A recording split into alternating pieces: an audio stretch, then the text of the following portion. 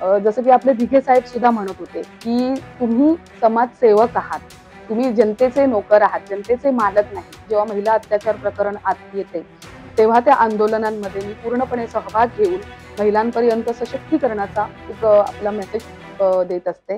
नमस्कार, मी ज्ञानेश्वर मुळे. नवराष्ट्रमध्ये तुमचं सर्वांचं स्वागत आहे. नवराष्ट्राच्या मी कार्यकर्ता या सत्रामध्ये आपण दररोज राजकीय नेत्यांच्या मुलाखती घेत असतो. त्यांच्या मतदारसंघातील अडचणी, त्यांच्या मतदारसंघातील विकास कामे यासह अनेक विषयावर त्यांच्याशी चर्चा करत असतो. अशातच आता आज आपल्यासोबत मनमोकळेपणाने बातचीत करण्यासाठी आहेत कोथरूड विधानसभा महिला आघाडी प्रमुख मिनलजी दनवटे. तर आपण त्यांच्याकडून जाणून घेऊया त्यांच्या भागात नेमकं काय अडचणी.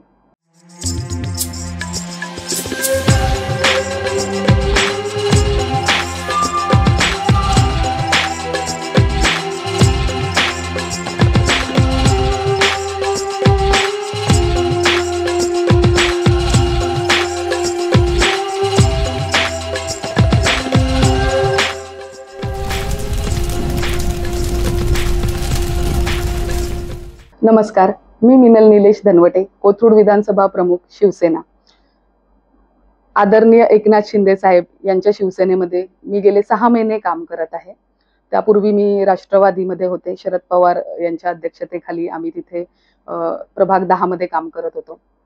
आणि एकनाथ शिंदेंच्या जे त्यांची कामाची जी वृत्ती आहे, तळमळ आहे, जे सामान्य माणसांपर्यंत त्यांची जी पोहोचण्याची तळमळ आहे, ते पाहून मी या पक्षामध्ये प्रवेश केला आहे.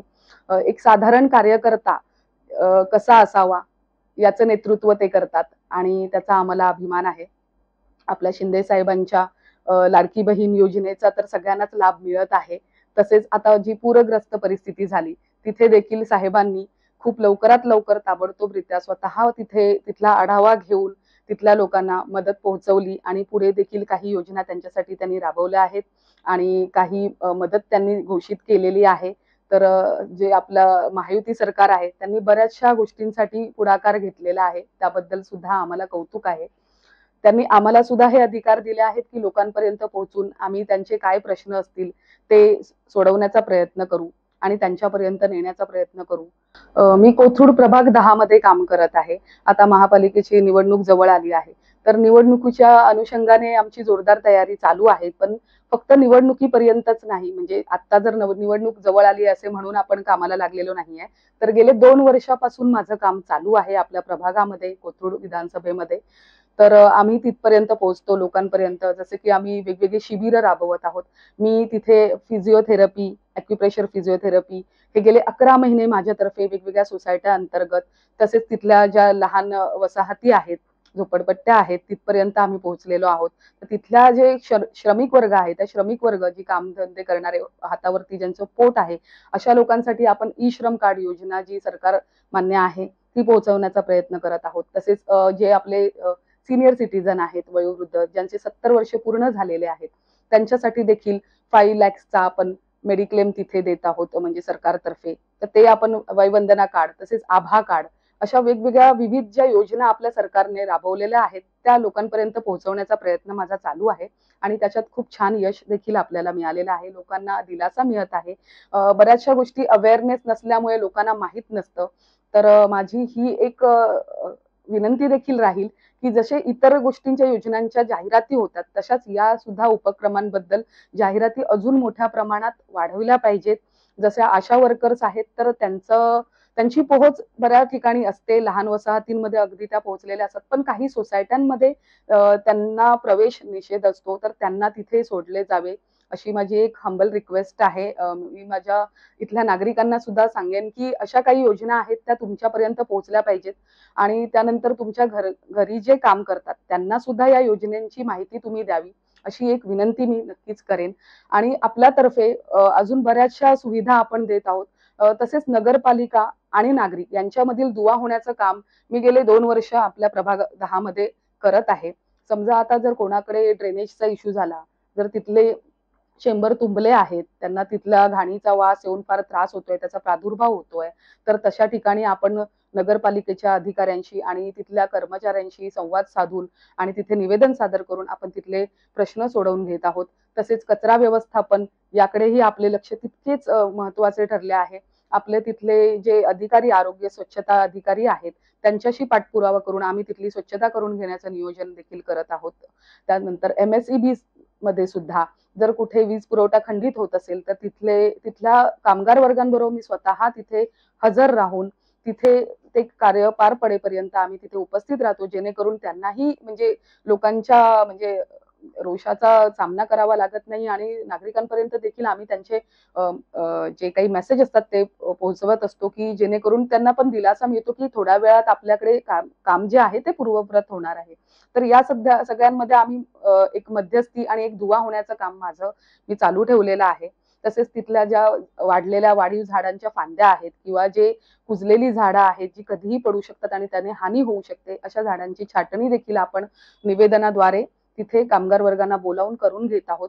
त्यामुळे तिथल्या नागरिकांना एक दिलासा मिळालेला आहे, की माझ्या प्रभागामध्ये, माझ्या 10 प्रभागमध्ये की काहीही प्रॉब्लेम असतील, माझे जे काही मी त्यांना स्वतंत्र ग्रुप बनवलेले आहेत त्यांच्याशी संपर्क साधून, तर त्या ग्रुपमध्ये देखील ही मुभा आहे, की ते त्यांचे इथले प्रॉब्लेम्स शेअर करतात, त्यांचे व्हिडिओज किंवा फोटोज अपलोड करतात तिथे आणि तिथल्या समस्या आपल्यापर्यंत पोहोचवतात.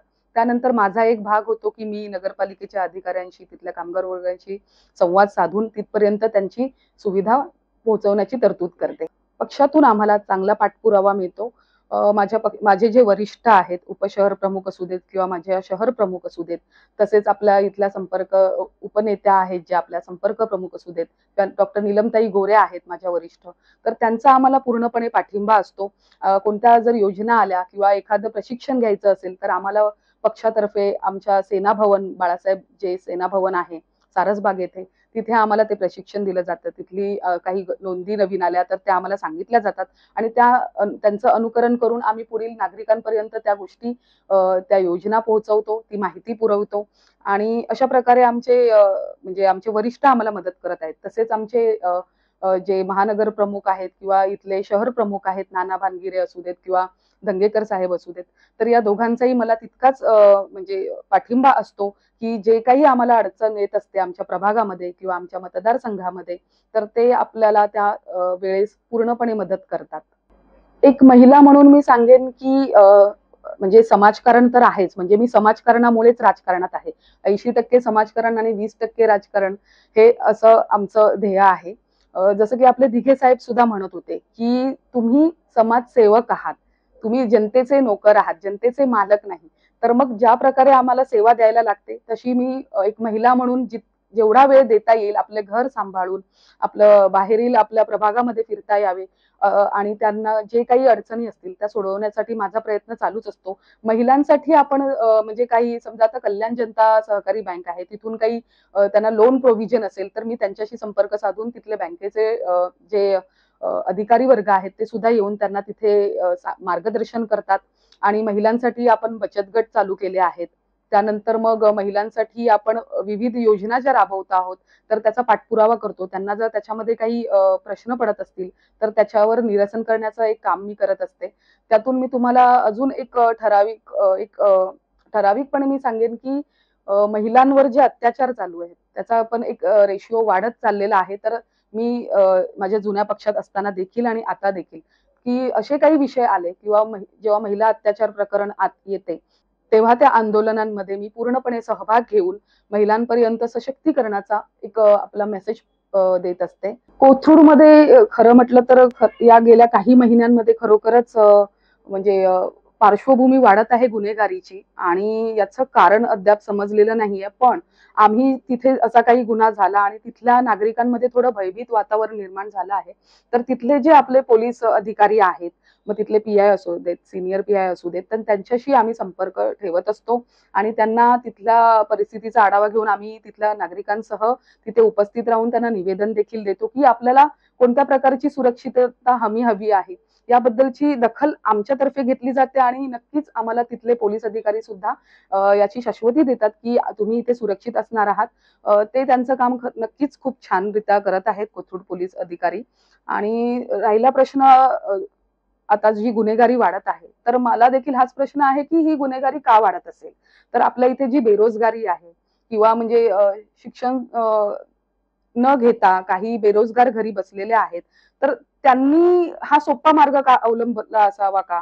आणि त्यांच्यापर्यंत जर काही उपकरणं पोहोचत असतील, काही शस्त्र पोहोचत असतील, तर याचा मात्र पाठपुरावा नक्कीच शासनाने, सरकारी यंत्रणेने तो घेतला पाहिजे आणि त्याच्यावर ठोस कारवाई व्हायला पाहिजे, असं देखील आम्ही वारंवार सातत्याने आपले जे कोथरूड पोलीस अधिकारी आहेत त्यांच्याशी भेटून आम्ही नेहमी हे त्यांना विचारणा करत असतो की सर यावर काही चालू आहे का क्रिया, तर त्यांचं देखील आम्हाला हेच उत्तर मिळतं की ते याच्याबद्दल निशंकपणे काम करत आहे. नगरपालिकेची तयारी म्हटलं तर माझं 2 वर्षाचाच इथे म्हणजे तेवढा पाठपुरावा आहे. मी 2 वर्षांपासून कार्यरत आहे राजकारणात, पण समाजकारणात म्हटलं तर मी गेली 10 वर्ष आहे.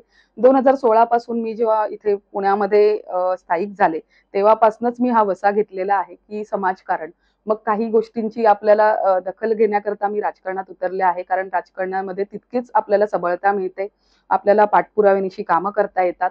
त्यामुळे मी राजकारणात आले आहे आणि मला असं वाटतं की आता जी निवडणूक आहे तिथे मी माझ्या वतीने माझे 100% दिलेले आहेत. मी माझं काम पूर्ण करण्याचा प्रयत्न केलेला आहे. आता जनतेची साथ हवी आहे, एवढीच माझी मागणी.